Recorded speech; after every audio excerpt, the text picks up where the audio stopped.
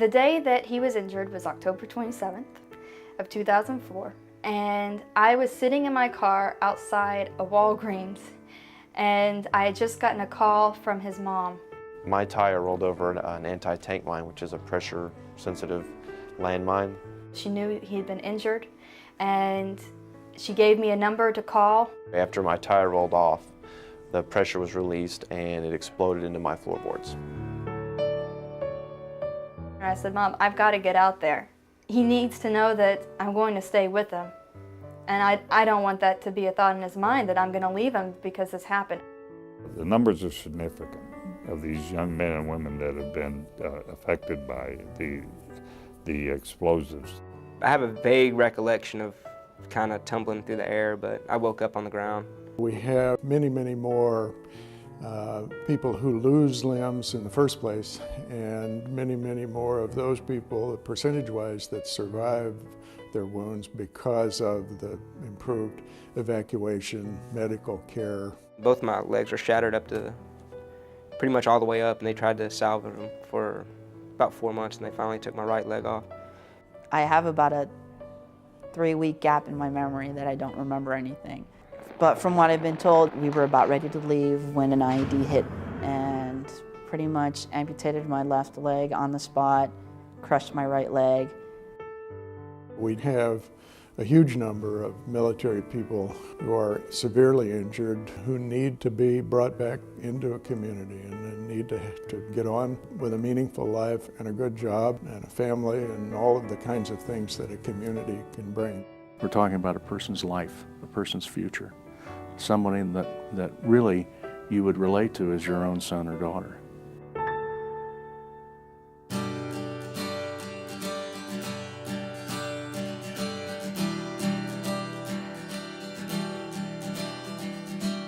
The VA does a wonderful job giving them the benefits they give them. Where Mike saw the failure in the system was the communities. The communities didn't know how to handle the veterans when they came home. I was kind of like, what do I do now? I've been here for 1.5 years just to recover, and now what's there left? And I was introduced to the Sentinels a couple weeks later through one of the local community members there in Walter Reed, and they pretty much told me the whole plan. It is a 4-year program, 4 years of housing, a new vehicle, which certainly is going to last that period of time too. It's not just a job, but it's career training with a major corporation that has training facilities. And then it's an ongoing mentoring program for the 4-year period. You want to give them an understanding that there is something after this time period in your life. There is life, there is hope. No one had ever stepped up to the plate and met this issue. They've developed a program that is comprehensive and meets the needs in a more complete way than I have seen anywhere. And it ensures a successful integration into the community. It seemed too good to be true at first because it was all, they were talking about, yeah, we give you a car, a house, or an apartment, this and that. And I was like, right, you know, I've had to scrape and scramble for everything I've ever had. Yeah, somebody's just going to hand me something. It's a community project. It's doctors, it's lawyers, it's insurance brokers, it's bankers. This is your entire community embracing you, saying you're a hero, and we want to help you get settled back into America. The goal is to make sure these men and women actually are integrated in the community with a good job and have, at the end of a 4-year period, an opportunity to go out and buy a house. When they put this together as a grassroots program, it was interesting that it was kind of realtors that headed it up. And realtors in a community have been in the business for many years. They have hundreds of contacts. The Sentinels of Freedom program is fantastic and puts a stable base around you and relieves a lot of the everyday worries so that you can focus in the 4-year time frame on those future goals. So at the end of 4 years, you're receiving a good salary. You have tenure in your job and you get to know the area and you have a strong base built for moving forward. A lot of these candidates from Sentinels of Freedom, they have it from within. They have a firm desire to be successful. These guys stick. They value the job. They come to work every day on time. They're motivated. What I see early on is a good attitude, a hard worker that's excited about being in our business, and I'll take that every time. I'm excited to have employees like that. Certainly, it's a win for Chevron. We've just got a tremendous employee.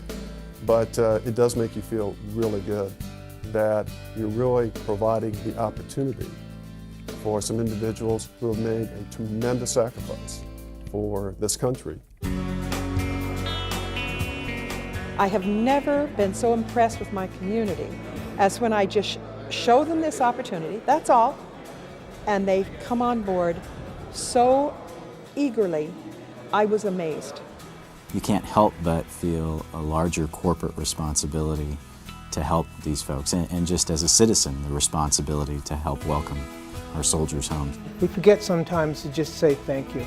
And to me, that's the most important thing, to be able to say thank you. We appreciate what you have done, and we appreciate you.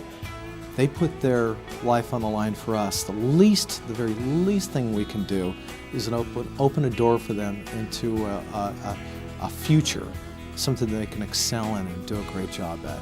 They have a future. They can see where they're going. They can visualize what's going to happen to them. How do you place a value on that? Now, you don't really hear about stories about communities as a whole coming in to help you. And that's what they did. And, you know, made you think like, wow, there's still good people out there that, you know, are willing to do everything possible to help you out. This is my opportunity for growth and to get back to normalcy. I am very grateful for it.